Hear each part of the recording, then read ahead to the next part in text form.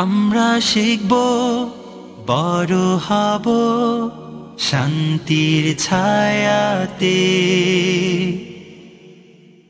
1800 শতকের কথা। ভারতবর্ষে তখন ব্রিটিশ শাসনের দোর্দণ্ড প্রতাপ। নীলকরদের অত্যাচার, জোরপূর্বক নায়েবদের খাজনা আদায়, হিন্দু জমিদারদের বৈষম্যমূলক আচরণ, সব মিলে ভারতবর্ষে সাধারণ জনগণের জীবন হয়ে ওঠে দুর্বিষহ। তারা আল্লাহর দরবারে ফরিয়াদ করতে থাকে এই অবস্থা থেকে মুক্তির জন্য, সুযোগ খুঁজতে থাকে রুখে দাঁড়াবার।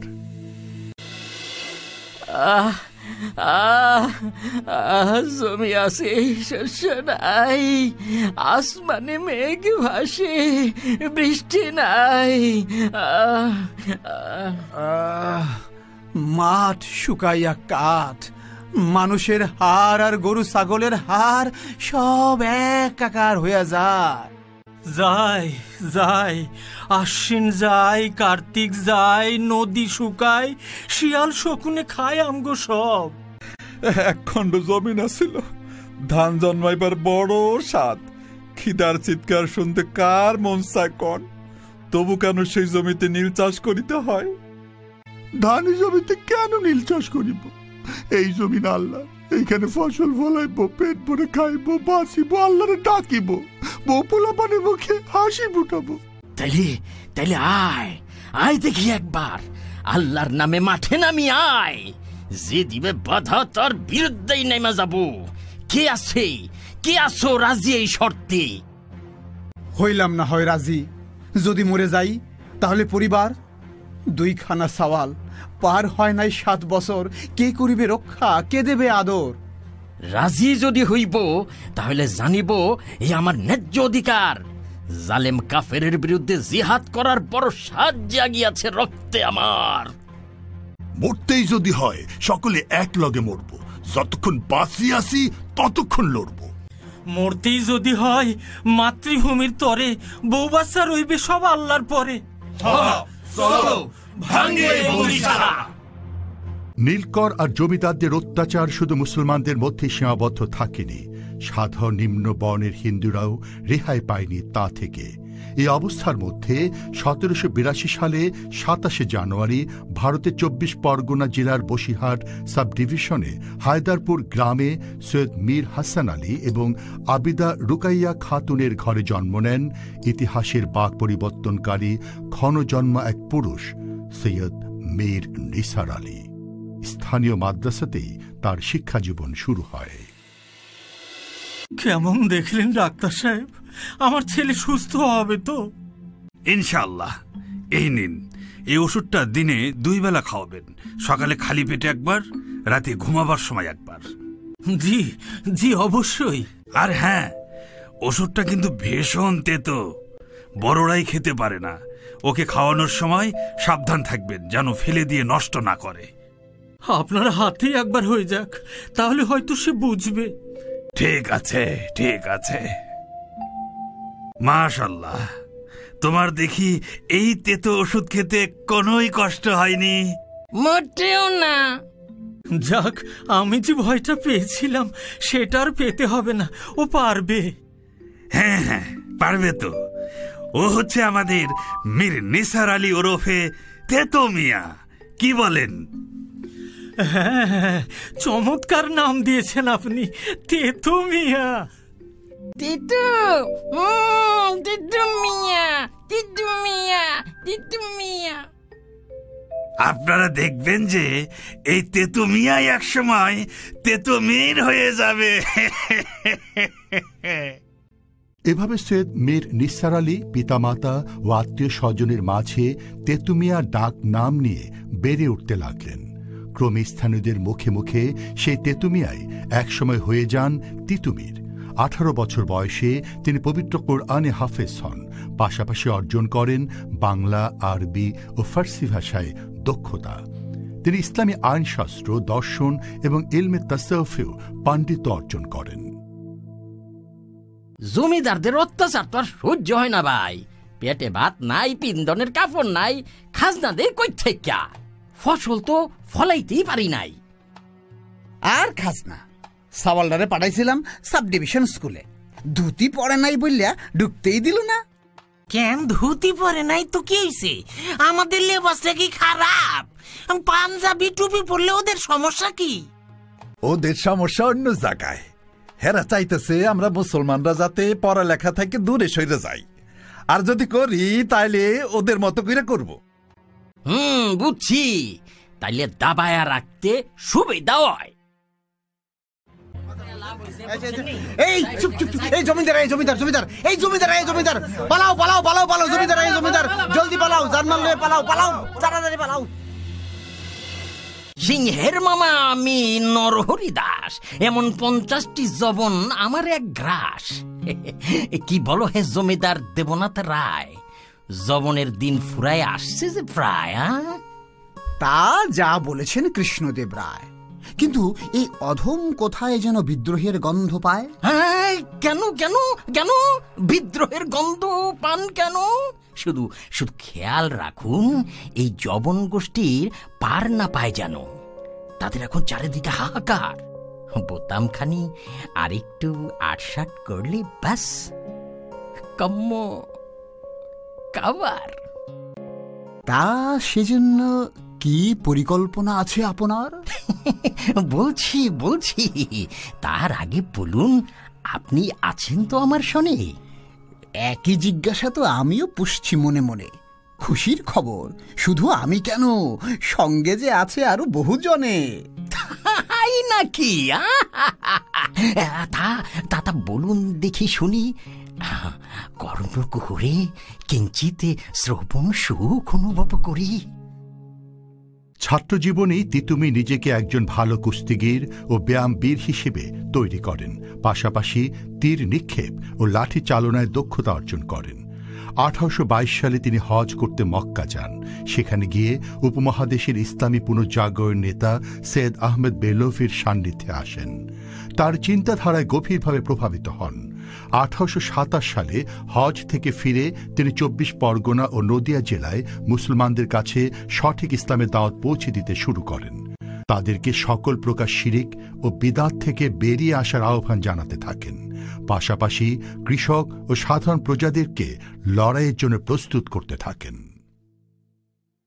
আচ্ছা আমিনুল্লাহ ভাই, এই লাঠি প্রশিক্ষণ আমরা নিতাছি কেন? বুঝেন না, নিজেদের বউ পোলা পান্ডে রক্ষা করতে পারি যেন। তা বুঝলাম, কিন্তু এর দায়িত্বভার কে লইবে? এত যুবক, এত কৃষক আইসা জড়ো হইছে। তিনি আছেন চাঁদপুর বসিরহাটে, জবরদস্ত আলেম, মক্কা ফেরত। তা তিনি কি চাঁদপুর ছেড়ে এখানে আসবেন? অবশ্যই আসবেন, আমাদের সঙ্গে মিশবেন, কথা কইবেন, আমাদের বাহিনীর নেতা হইবেন। তা উনার নামটা জানো কি? সৈয়দ মীর নিসার আলী। ও, এসেছিল আমার কাছারিতে, খেল দেখাইছি বটে। কার কথা বলছেন কৃষ্ণবাবু? ওই যে আমন, বাপের নাম কামন, তিতুর সেলা, এসেছিল তার পত্র নিয়া। বিয়াদব, বড়ই বিয়াদব। তাই নাকি? বলে তার নাম আমিনুল্লাহ, আমন নয়। বাপের নাম কামাল উদ্দিন, কামান নয়। কি সাংঘাতিক, অন্তরে নাই ডর ভয়। তামশাই, বেটাকে কি করলেন, ধরলেন তো? একেবারে খাটিয়ায় তুলে দিয়েছি। তা পত্রে কি লেখা ছিল? ওই পুরোটা পেঁচাল। আজান দেওয়া, নামাজ পড়া, দাড়ি রাখা তাদের ধর্মীয় কাজ। এইখানে বাধা দিলে মাথায় নাকি পরে বাজ। বেটাদের বড় বাড় বাড়ছে। তিতু আসার পর দ্বিগুণ উৎসাহে শুরু করেছে। আমরা মোল্লাহাটির নীলকুঠির ম্যানেজার মিস্টার ডেভিসকে তার বিরুদ্ধে খেপিয়ে তুলব। তাকে বলবো তিতুর লোকেরা নিজেদেরকে মহারানী ভিক্টোরিয়ার প্রজা বলে স্বীকার করে না। বাহ বাহ, জয় জয়, জমিদার কৃষ্ণদেবের জয়। চুপ চুপ চুপ চুপ চুপ, জয়ধ্বনি এখন নয়, জয়ধ্বনি দেবে পরে। আগে কার্যখানি লই তো সেরে। আসসালামু আলাইকুম। কেমন লাগছে শরীরটা এখন? ওয়ালাইকুম আসসালাম। আলহামদুলিল্লাহ, উন্নতির দিকেই। ভাবতেই পারিনি যে সরফরাজপুরে শিবিরে ওরা হামলা করে বসবে। আমরা অপ্রস্তুত ছিলাম। শুকরিয়া আল্লাহর, আরো বড় ক্ষতি থেকে তিনি আমাদের রক্ষা করেছেন। শুকরিয়া। তবে আমাদেরকে অবশ্যই প্রস্তুত থাকতে হবে। উদ্দেশ্য ছিল জনাব আপনাকে কতল করে দেওয়া, তবে ওরা টের পেয়েছে যে আমরা দুর্বল নই। নিজেরা না পেরে এখন ইংরেজদেরকে আমাদের বিরুদ্ধে খেপিয়ে দেওয়ার মিশন নিয়েছে। মিস্টার ডেভিসের কাছে গিয়ে নালিশ করেছে বলে খবর পেয়েছি। কি নালিশ করেছে শুনি? মানুষকে জোরপূর্বক ইসলাম ধর্মে দীক্ষিত করছি, মহারানীর কর্তৃত্বকে অস্বীকার করছি, খাজনা দেয়া বন্ধ করে দিয়েছি। প্রথমটা করব না, এটা নিষেধ। তবে বাকি দুটো এক পর্যায়ে করতেই হবে। কৃষ্ণবাবুরা আগে থেকেই বুঝে নিচ্ছে। তাই তো দেখছি। চলুন পুরো শিবির ঘুরে দেখি। চক্রান্তকারী হিন্দু জমিদাররা নানান কূটকৌশলে ইংরেজদেরকে তিতুমিরের বিরুদ্ধে খেপিয়ে তোলে। তারা তাদেরকে তিতুমিরের বিরুদ্ধে সামরিক অভিযানের প্ররোচনা দিতে থাকে। ওদিকে তিতুমিরও বঞ্চিত প্রজা সাধারণকে সংগঠিত করতে থাকেন। আসসালামু আলাইকুম জনাব। ওয়ালাইকুম আসসালাম। কি ব্যাপার মিসকিন শাহ? মাননীয়, সভার যাবতীয় প্রস্তুতি সম্পন্ন। নারিকেল বাড়িয়ার প্রজা সাধারণ আপনার দর্শন লাভে বেচैन হয়ে আছে। মিসকিন শাহ, বেহেতার হয় আমরা এখনই বেরিয়ে পড়ি। জি জনাব, সময় তো হয়েই এলো। আমাদের মুসলমানদের ইমানি শক্তিতে আজ প্রচন্ড খরা চলছে। একদিকে হিন্দু জমিদার, আর একদিকে খ্রিস্টান দখলদার। এই দুই চক্রের মধ্যে পড়ে আমরা আজ নিষ্পেষিত। বলুন, আমরা কি সারা জীবন এইভাবে নিষ্পেষিতই হয়ে যাব? এখানে আমরা সবাই মুসলমান, কিন্তু মুসলমানদের ঘরে জন্ম নিলেই, মুসলমানের বেশভূষা ধরলেই আর মুসলমান নাম রাখলেই কেউ মুসলমান হয়ে যায় না। তার জন্য চাই মজবুত ঈমান। বলুন, এই জমিন কার? এই মাটি কার? তাহলে এইখানে শাসন চলবে কার? তাহলে আসুন আমরা হাতে হাত ধরে আল্লাহ রাস্তায় সংগ্রাম করে যাই। টিটু টিটু টিটু, এই নামটি আমাকে হার শোনাবেন না। সে কোম্পানির এগেনস্টে ডাইরেক্ট যুদ্ধ শুরু করিয়া দিয়াছে। কে পাইয়াছে সে? আমি তার এগেনস্টে র্যাপিড অ্যাকশন লইবে।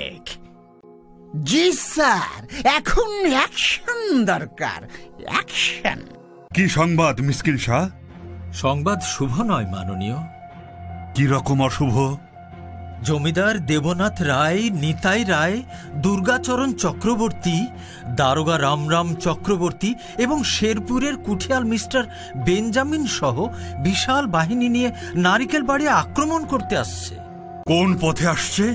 12 ঘড়িয়া হয়ে। রমজান আলী, আপনি সবাইকে প্রস্তুত থাকতে বলেন। মাসুম খাঁ, আপনি তীরন্দাজ বাহিনী নিয়ে সম্মুখ ভাগে থাকবেন। মিসকিন শাহ, আপনি আমার সঙ্গে থাকবেন। জনাবের কৌশল কি? আমরা নারকেল বাড়িয়া অতিক্রম করে 12 ঘড়িয়াতে ওদেরকে ঠেকিয়ে দেব ইনশাআল্লাহ। Sir, we lost 2 of our brave officers, Mr. Davies and Mr. Benjamin. Krishnadeva রায়, দেবনাথ রায়, দুজন মহৎপ্রাণ জমিদারকে আমরা হারিয়েছি।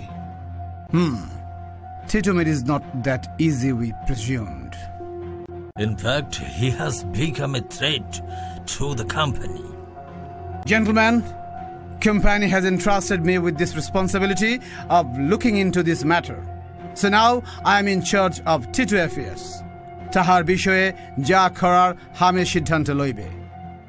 জলদি করবেন স্যার, ওইদিকে তিতু আবার নারিকেল বাড়িয়াই বাঁশের কেল্লা বানাচ্ছে শুনলাম।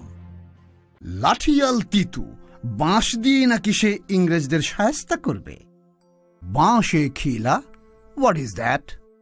স্যার, ওয়ান বাম্বু খাড়া খাড়া, আদার বাম্বু পাতালি করা, ও আর উপরে পেরেক মারা, ওটাই হলো বাঁশের বেড়া, মানে বাঁশের কেল্লা আর কি। What nonsense you are talking? Sir, বাঁশের কিল্লা মানে দুর্গ, মানে bamboo fort. Oh, bamboo fort. Now I got it. What an idea. He is innovative. দেখি এটা দিয়ে সে কি করে। We shall march. His Excellency Lord Bentinck ordered me to deal this matter with iron hand. Tarapada রায় যে, কি সংবাদ এনেছ? দুঃসংবাদ জনাব, গভর্নর জেনারেল লর্ড বেন্টিং আমাদের আন্দোলনকে অত্যন্ত গুরুত্বের সাথে নিয়েছেন। তিনি কর্নেল স্টুয়ার্টের অধীনে একটি সেনাবাহিনী প্রেরণ করেছেন কেল্লা অভিযানের জন্য। জিহাদের ক্ষণ ঘনিয়ে আসলে সেটা মুজাহিদের জন্য দুঃসংবাদ নয়। আমরা প্রস্তুত। আর কি তথ্য আছে তোমার কাছে? বাহিনীতে রয়েছে 100 অশ্বারোহী সৈন্য ও 300 দেশি সিপাহী, সাথে অনেক সশস্ত্র কুলি, সঙ্গে 2টি কামান। তারা রাত থেকে পুরো গ্রাম ঘেরাও করে আছে, বেলা বাড়লে কেল্লার দিকে এগিয়ে আসবে। ঠিক আছে, তুমি যাও তারাপদ, নতুন সংবাদ পেলেই জানাবে। মাসুম খাঁ, আপনি মিসকিন শাহকে নিয়ে কিল্লার ভেতরে সবাইকে প্রস্তুত করুন। দিনটি ছিল 1831 সালের 14 নভেম্বর। ইংরেজ আর জমিদারদের সম্মিলিত বাহিনীর বিরুদ্ধে তিতুমির আর মাসুম খাঁ নেতৃত্বে মুজাহিদরা বাঁশের লাঠি আর দেশীয় অস্ত্র দিয়েই বীরত্বের সাথে লড়াই করে। ভারী অস্ত্রের চতুর্মুখী আক্রমণে ধ্বংস হয়ে যায় মুজাহিদদের প্রতিরোধ মিনার বাঁশের কিল্লা। অনেক মুজাহিদ সহ শহীদ হন তিতুমির। 350 জন যোদ্ধাসহ বন্দী হন তিতুমিরের ভাতিজা ও সেনাধ্যক্ষ গোলাম মাসুম। এর মধ্যে গোলাম মাসুমকে দেয়া হয় মৃত্যুদণ্ড আর বাকিদেরকে বিভিন্ন মেয়াদে কারাদণ্ড। তিতুমির শহীদ হওয়ার মাধ্যমেই তার আন্দোলন শেষ হয়ে যায়নি। নারিকেল বাড়িয়া থেকে সেটা চলে যায় ফরিদপুরে হাজী শরীয়তুল্লাহর কাছে। এভাবে উপমহাদেশে সর্বত্র ছড়িয়ে পড়ে স্বাধীনতার স্পৃহা।